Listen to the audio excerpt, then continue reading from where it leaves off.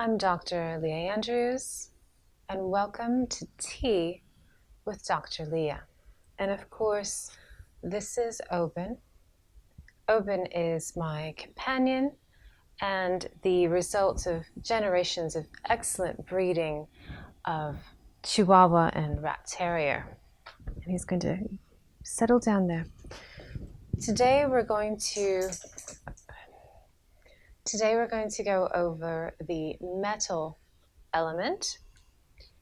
The other elements have been kind of haphazard in their presentation. So I wanted to be sure, I have my notes here, I wanted to be sure that we went through the metal element in a very structured sort of way so that everything is covered.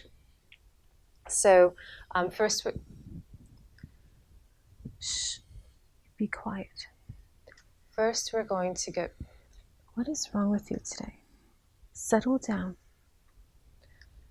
First we're going to go over the tea and the kind of physical characteristics of the metal element, and then we're going to go over more of the personality aspects. So first, we have an oolong tea. Oolong is my favorite type of tea. It requires the most extensive processing, and it's a very traditional Chinese type of tea. So I have here what they call Dongding. It's a very high quality oolong tea from Nantou province in Taiwan. The really amazing oolong teas that I had the privilege of trying when I first went to China are really on their way out, unfortunately. If you've ever had a real Tieguanyin oolong tea, it's a magical experience. The Dongding tea has a very similar characteristic, not as magical, but close.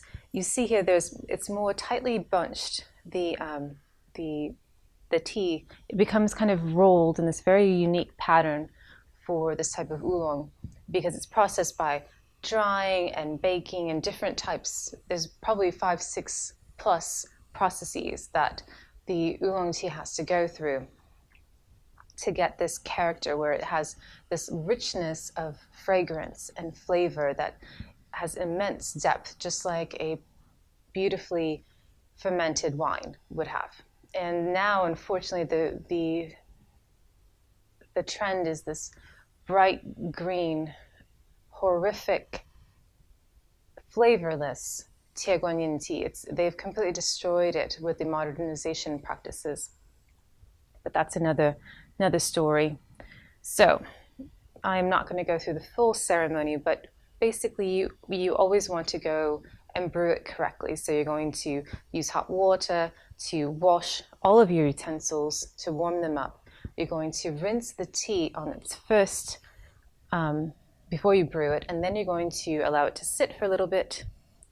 And then we have a properly brewed oolong tea. I like to present it in white because you can really see the color. You always, with oolong, the fragrance is so amazing. You always want to really breathe it in to really enjoy the tea.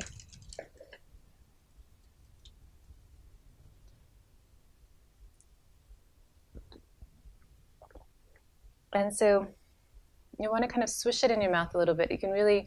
You breathe it in, and that's your first kind of taking in of the tea, and there's multiple layers, and it's very floral with this a little bit of an earthiness to it. And then when you drink it, it's like there's a little sweetness that first you notice, and then there's this floral quality that kind of bursts up, and then there's this really kind of heady, meatier kind of quality to the tea. It's more, I don't know, it's really unique to an oolong tea.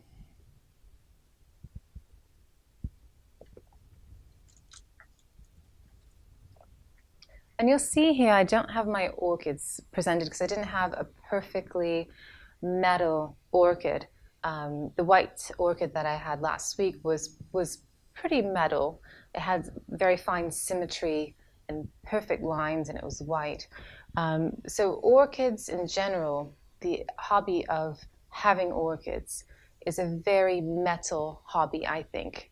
Even though people who are more fire or more earth may be attracted to, or more wood, other elements may be attracted to orchids for different reasons. But the refinement, the structure of the culture of the orchids, you have to constantly watch them and observe them and make minor changes to make sure that they really reach their potential. The precision in the breeding of the orchids, to have the perfect lines and all those sort of things, those are very metal kind of exploits. Also the idea of a plant that grows in air, that's just kind of it's not in soil, so it doesn't have that grounded quality that most plants have. This, when you work with the earth, it grounds you. Orchids don't have soil. You sometimes can put them in a media that has a lot of air to it, or you can attach them to mount them on other things, but they're air plants, most of them. There's some what we call ground orchids, but most terrestrial orchids are actually not technically orchids. But another type of plant that is very metal is bonsai, called penjing in Chinese. That's the original, and the Japanese kind of created even more structure with the bonsai. So you'll see here, this is a very wood plant on its own. It has this real power and this really thick, what they call nabari here, that is kind of massive and it's ready to grow. And this sort of plant, it grows in the tropics where it would kind of sprawl everywhere, so it has a water quality to it as well. But with bonsai or penjing, what you do is you're going to make lots of cuts here and kind of shape it the way you want. You're going to cut the leaves to make the leaves smaller and more delicate, more miniaturized, and especially you're going to trim even the roots. The roots are wired in. It requires a special pot that has extra holes that you can really wire the plant in, so that even if you were to pick this up and shake it, it would be stuck in that pot. And then the more Chinese penjing style, you would more just do lots of constant cutting and pruning to get it the way you want, whereas the more Japanese style, you're actually going to wire each one of those branches and really make them stay exactly the way you want them. So this is a very metal kind of exploit. So if you want to increase, from a feng shui standpoint, the metal in your environment, typically plants always introduce wood element. So if you want to introduce more of a metal element, even with your plants, make sure that you perfectly prune them. You introduce bonsai into your space. That's going to bring metal. It's a way to bring metal even when you're bringing in plants. Flowers tend to be very fire, and if you want to, for example, have pure fire, you would have cut flowers where you're really removing all of that wood element. So that's a little bit of feng shui if you want to start doing that in your environment. Also very important for metal element is stones. This is a perfect example. It's a little bit difficult to see on camera, but you have this beautiful clear quartz. You have, I'm not sure exactly what all of these stones are, but you have this beautiful kind of gold-like metal here and a little bit of this gray neutral background. It's very important to have, especially for metal element people, healing stones, and these have to be good quality stones. These are stones that are rare, and having them in the environment, excuse me, is going to help to increase the healing and of a space, and it's going to bring in that metal element, the healing of these metals into your space. Let me make sure I'm on task here. Have a little bit more of my tea.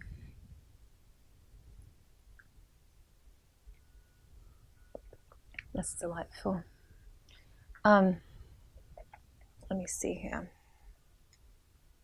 So the face of a metal person, traditionally it was said to be a round face with sharp features inside, kind of like a Chinese coin where you have the roundness on the outside, and you have this square, this angularity in the center. But I think, in learning from my mentor, Patricia McCarthy, it's more, you see more nowadays of this kind of delicacy of the whole face, sort of an elongation of the face, of course, with those sharp kind of features. Typically, there's a high arched eyebrow.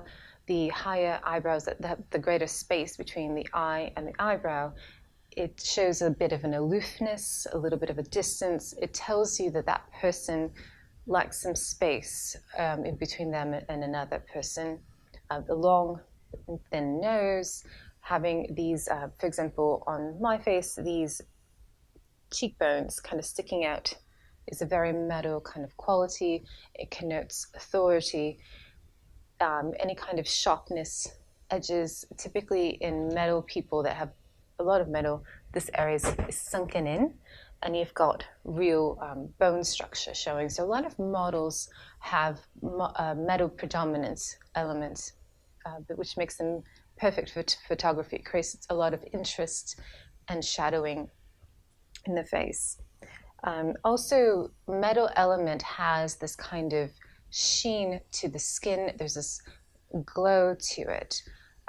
That's another telltale metal sign. The skin is part of the organ system of the lungs. It has a lot to do with the first level of immunity, and also this kind of the barrier between the outside world and the inside world.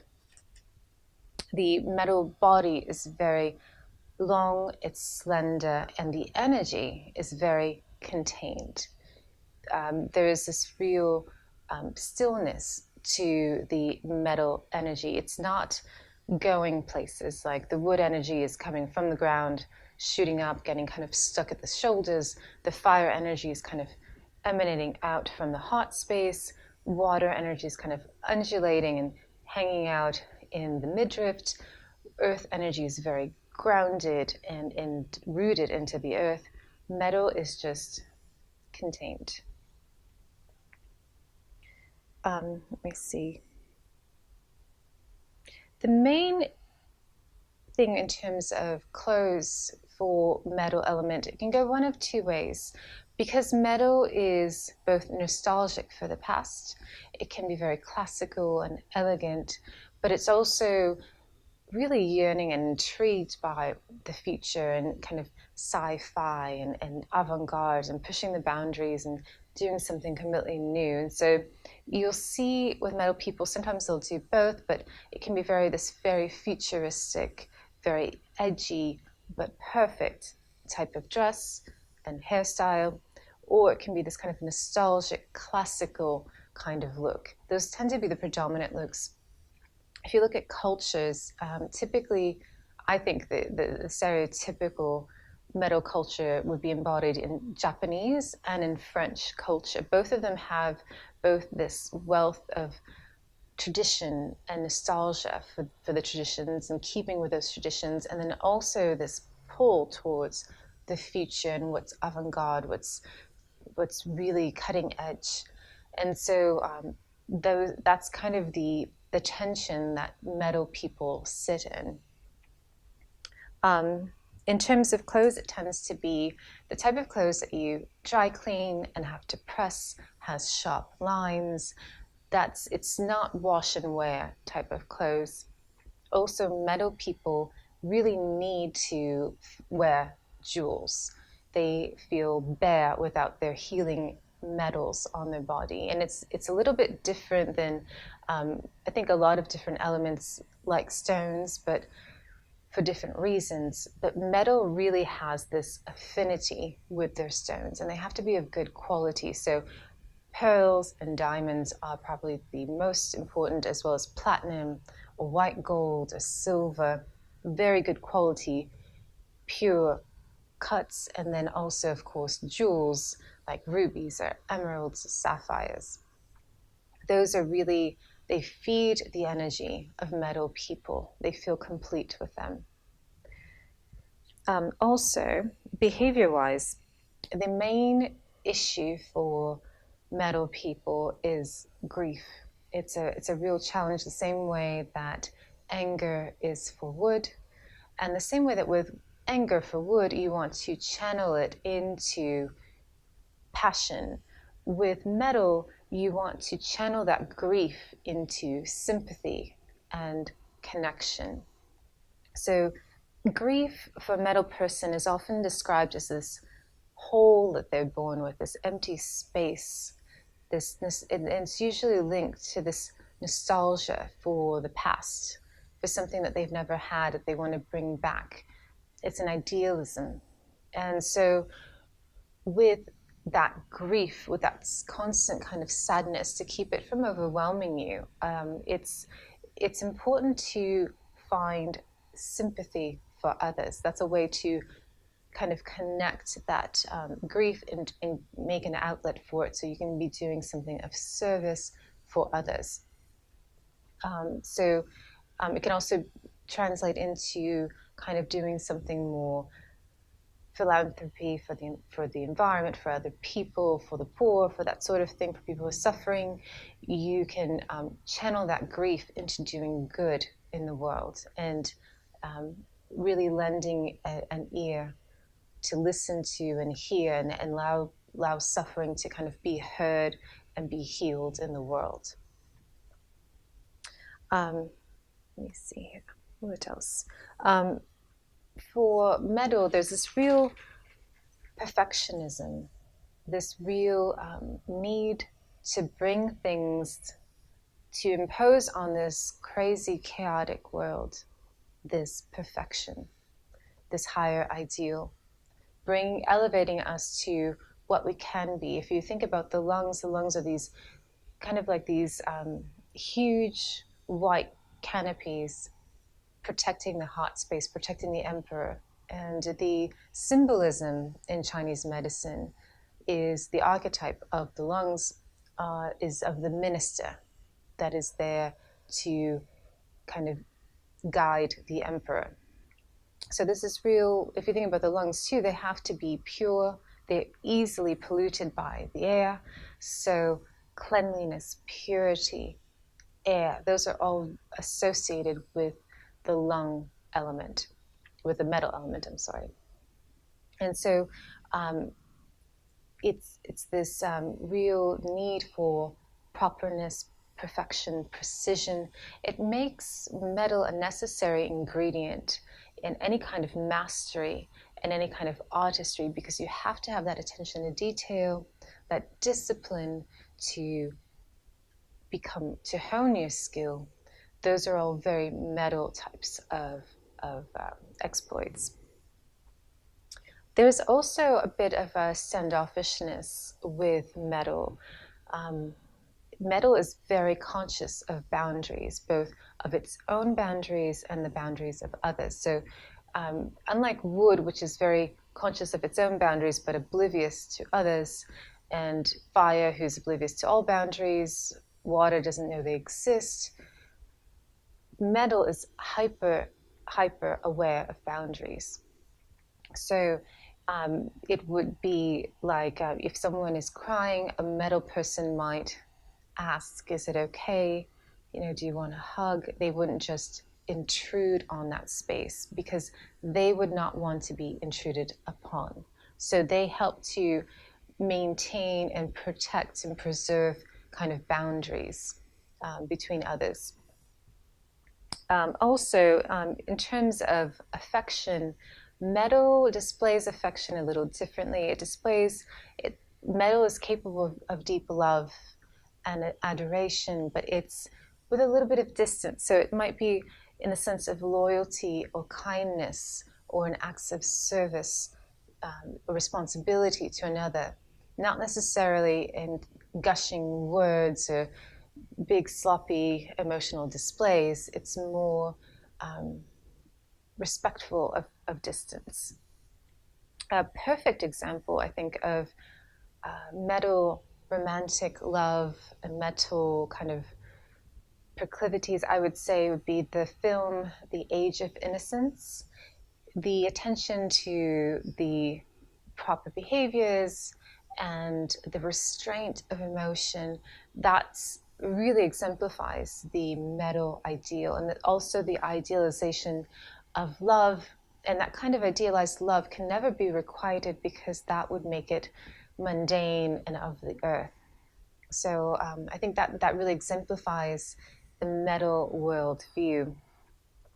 In terms of health, the metal element is not, it's probably the least robust of all of the elements. There tends to be a real delicacy in terms of appearance and in terms of the actual health itself. The immune system tends to not be as strong, it tends to be a challenge. Colds tend to really settle into the lungs.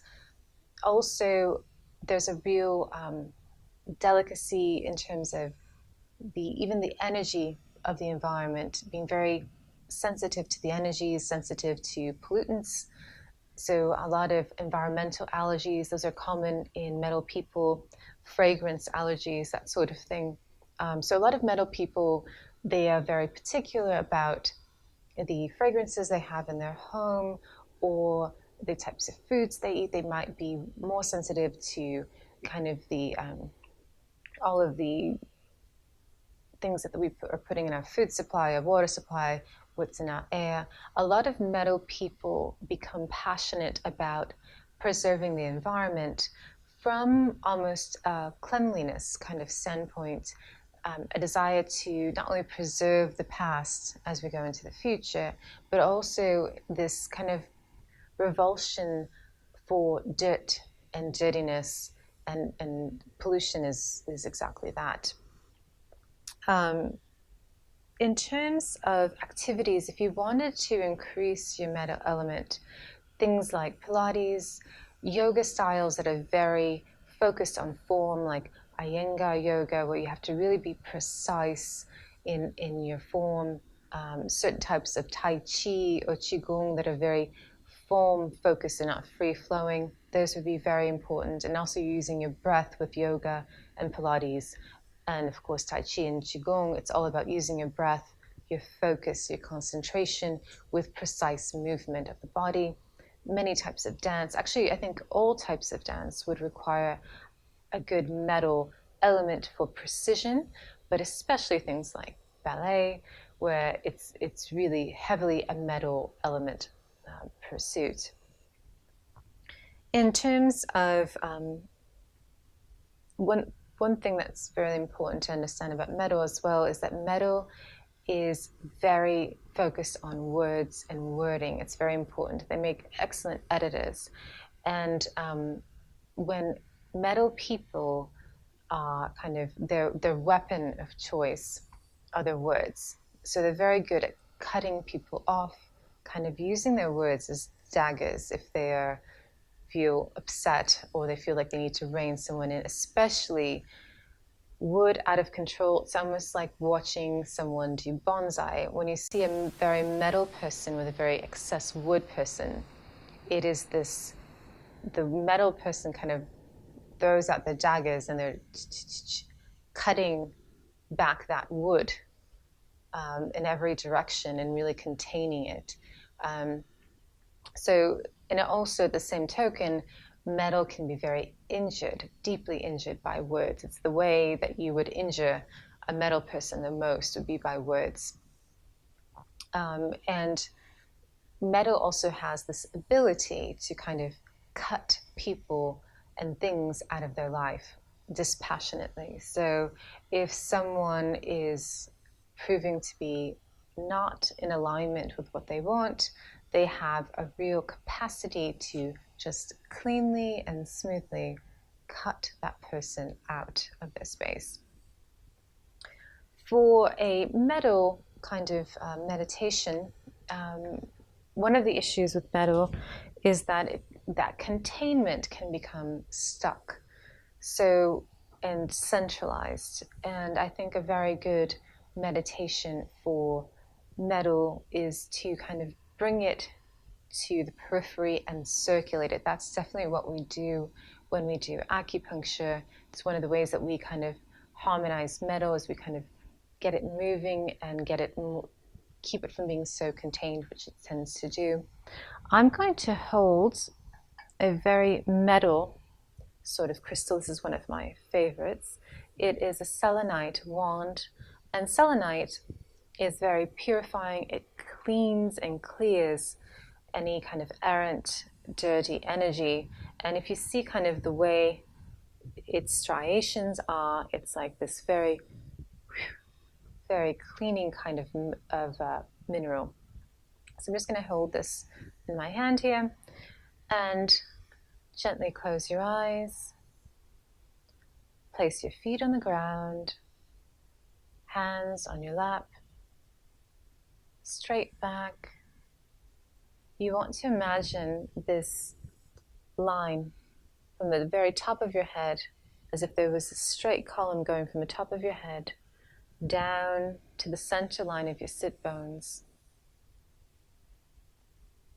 And just breathe, relaxing your lower abdomen, allowing every inhale and exhale to bring you into your body, into the present moment.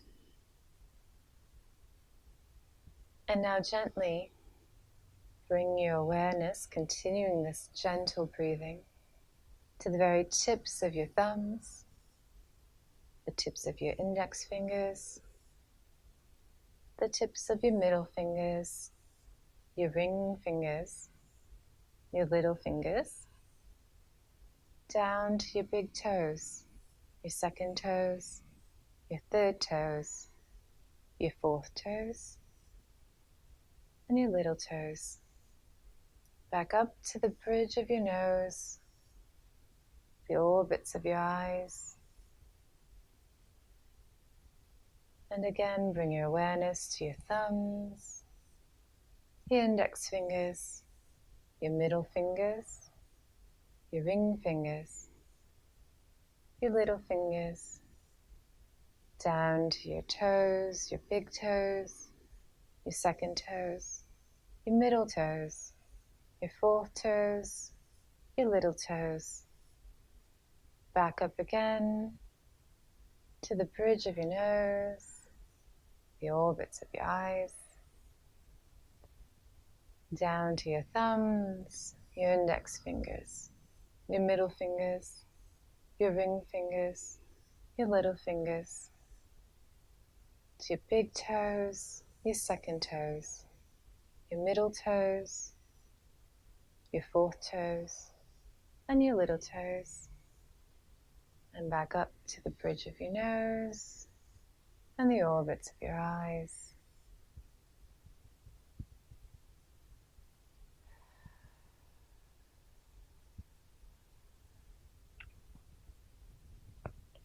As a final step, you can keep your eyes closed. I'm going to use one of my favorite healing tools, a beautiful white healing bowl.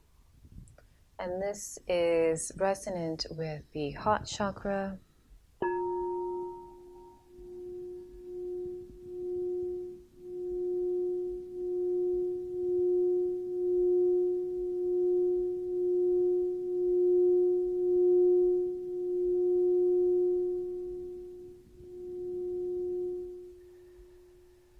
Really allow that vibration to resonate deep in your body,